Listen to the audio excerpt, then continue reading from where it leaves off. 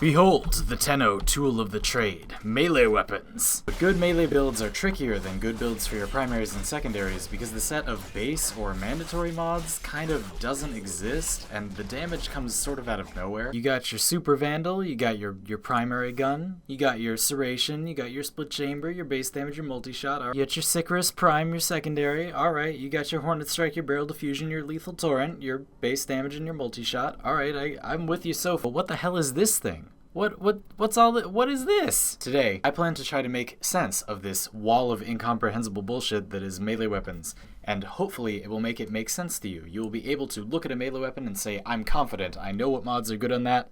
Mostly. Pressure point for base damage. If the weapon's gonna do any damage, you should put this on. Easy. Drifting contact, or body count if you happen to have it. These increase the length of the combo counter, so when you get hits with a melee weapon, you build up a damage multiplier, which is used for various other things that we'll talk about momentarily, and this increases how long that lasts. The base duration is 3 seconds, which is almost unusable. If you're gonna use any mod that interacts with the melee combo counter, or really do any damage over a long period of time, you're gonna need one of these mods. Fury and Reach are your mods to increase your attack speed and your range. These both have prime versions. This one is a login reward, and this one you can get just by buying it from Barrow when he has it. Here's the normal version of Fury, and here is the normal version of Reach. These mods are very, very good if the weapon is a little bit slow or has pretty good range. Keep in mind that Reach is increasing your range multiplicatively, so that if it's a dagger and it already has low range, you're not going to get much range. If it's a whip and it has massive range, you'll get massively more range. And now we're going to fork the discussion a bit. First, we're going to talk about the mods that can power up a critical weapon.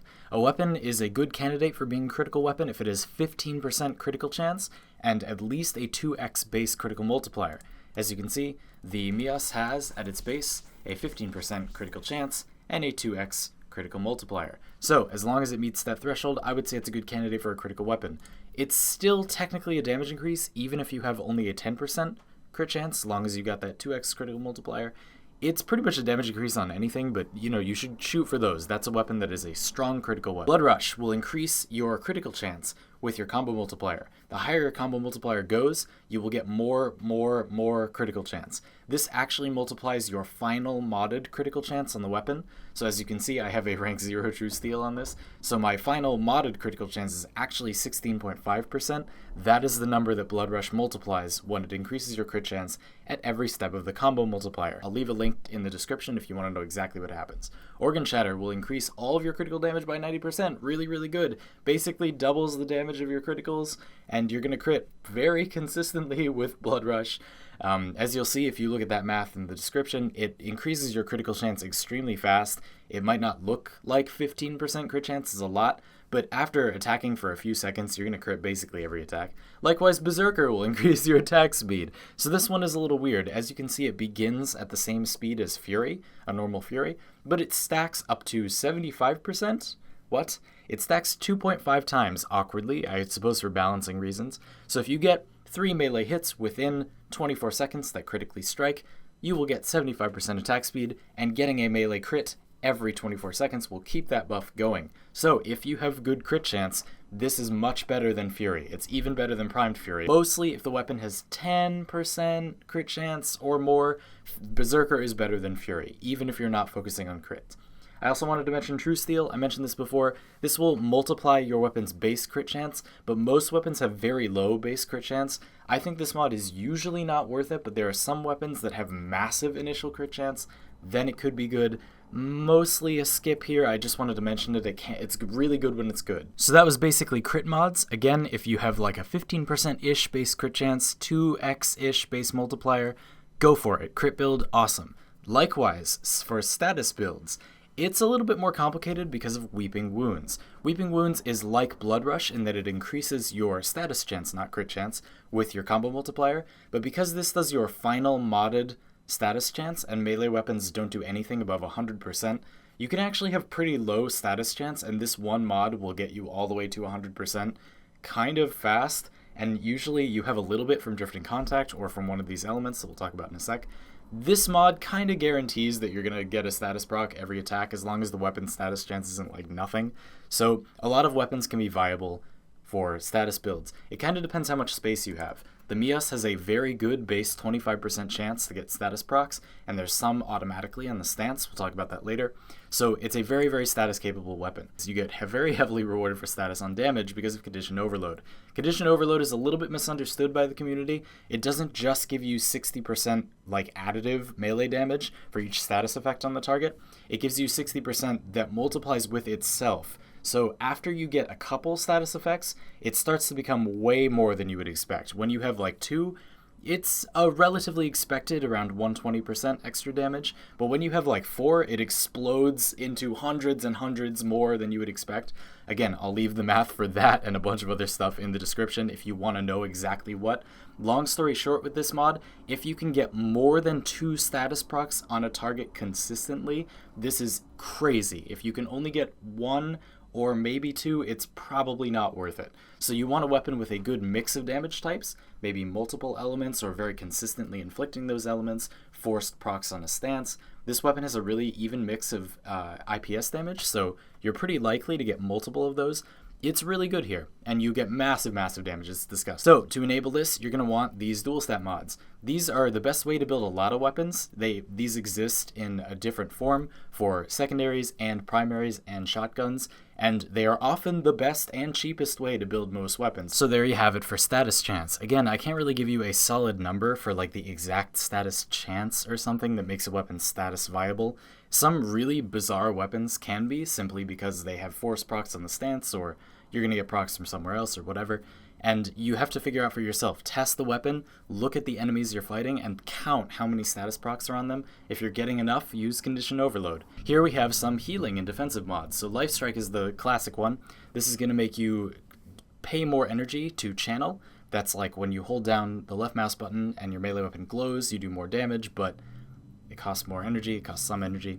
This will make it cost way more energy, but you get 20% lifesteal. This is fantastic if you have a tank with like tons of health and armor. You'll be able to swing a like big, heavy base damage weapon just one time and probably heal your whole health bar. On the opposite end of the spectrum, we have Healing Return. If your weapon does not attack very slowly and you do not have a huge health bar, you can use this to sort of like piddle away at enemies really quickly and heal up a lot as long as they have status effects on them. Another nice thing about this is you don't have to take the melee weapon out. This will work with quick melee, which is pretty strong. Guardian Derision, not a very commonly used mod, but something you should know exists. You can block with melee weapons by holding right mouse button, and then that will taunt enemies to attack you instead of allies. You actually can tank in this game. If you've played traditional MMOs that have like aggro and tanking classes, you can do that in Warframe. It's not very commonly done, but it's very helpful. And then we have an unranked Life Strike. Oftentimes a weapon will do so much damage that you honestly don't need a fully ranked Life Strike. Often on things like Galatine Prime with the highest base melee damage in game, I find that I'm overhealing myself and thus overpaying the channeling cost with a full Life Strike, so just use an unranked one. Also, sometimes you won't have the mod space, so use an unranked one. It's definitely worth having 2. Speaking of channeling damage, Killing Blow is not very popular in the community right now, but this is a good way to increase your overall outgoing damage. On top of all those multipliers that we've been showing off this whole time, imagine if you also had higher channeling damage. Kind of crazy. I think this is mostly good in weapons that have a naturally higher channeling multiplier, of which there are very few. Or maybe if you know you're going to be channeling a lot with Life Strike anyway, or maybe if you reduce the cost of channeling using something like Focus Energy, fairly good mod in its own right. This could be good, but has mostly fallen out of favor at the moment. Who wants killing everything to cost energy? Come on. We have Warframes for that. Now, unfortunately, we have to talk about the crazier melee mods, and that's going to have to include Maiming Strike. I hear the veterans groaning already, and trust me, I'm groaning right alongside you. I personally, just on principle, will not use this mod on any weapon other than the Atarex. So this is a mod that is currently not available. It's ridiculously expensive from other players, runs over 500 platinum, probably much higher than that right now. Normally in Warframe, 90% means like 90% more than what you have right now. So this mod you would expect to increase my crit chance to, you know, like almost 30%, get 90% more of my 15%. No, this actually just adds 90%. When you slide attack, you just increase your crit chance by 90%, no matter what it is currently. So on this weapon, using Maiming Strike means when you slide attack, you are guaranteed to crit, and you have a 5% chance to orange crit. And that's overpowered. It's extremely overpowered. Slide attacks already do lots of damage, and it's disgusting. This weapon is extremely good already, and even though it has no special affinity for slide attacks, it will go crazy if you put this mod on it. This is pretty much unavailable, and it's not worth it. You really don't need this much damage in this game. You can do absurd damage without having this mod, but if you do have it, you should use it. I mean, you should sell it, but you should use it. If you are wondering if it's good, it's insanely good. That's how it works. You need to know it exists. Relentless Combination, kind of the opposite story. This mod is quite readily available. In fact, it drops on Akkad, which is a common farming area, and this will increase your combo counter by 1 tick every time a slash proc ticks for damage. If a slash proc runs out its full duration on a target, that is without the target dying or something, that'll be 9 ticks, which means you can increase your combo counter real quick with this, but it's often not worth it. The thing is, it's not that difficult to just build up your combo counter normally, and if you put this in a build, you're reducing the ceiling of how high your damage can go in exchange for getting to that lower ceiling faster, which is often not good. Now, on the other hand, if you're in a situation where you know you're going to let your combo counter fall off, and then you're going to want to build it up again really fast, this can be a large damage increase, if your rhythm of play is like that. But you have to think about that. This mod is overrated, I feel, by a lot of the community. You should not just put this in builds that have slash procs, that it's usually a waste of space. You're going to get to that combo counter notch anyway, and without this mod in your build, it'll be more powerful once you get there. Shattering Impact allows you to reduce armor even if you do not have access to status procs. Armor is a huge enemy for all types of damage in this game, and if you have lots of status, you could just put corrosive on the weapon, or proc some slash to go through the armor, or whatever, right?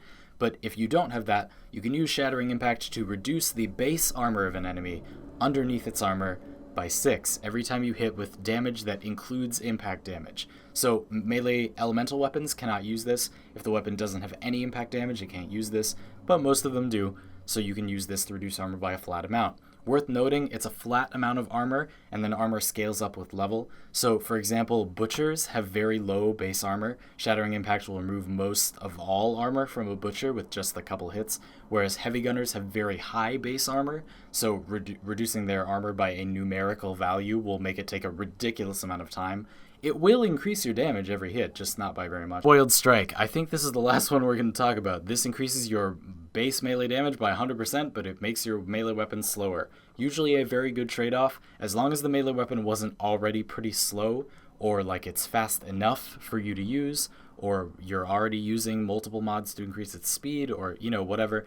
As long as you're not making it ridiculously slow, this is a very good mod. I mean, 100% damage, 20% attack speed, that's an 80% DPS increase. This is basically always technically good. You just don't want to make the weapon hard to use by making it too slow. So make sure not to run this if you're not running a mod to increase your weapon's speed, which you kind of always should be. I mentioned stance mods. I made a whole separate video about stance mods, talking about the forced procs and additional damage multipliers that they can have.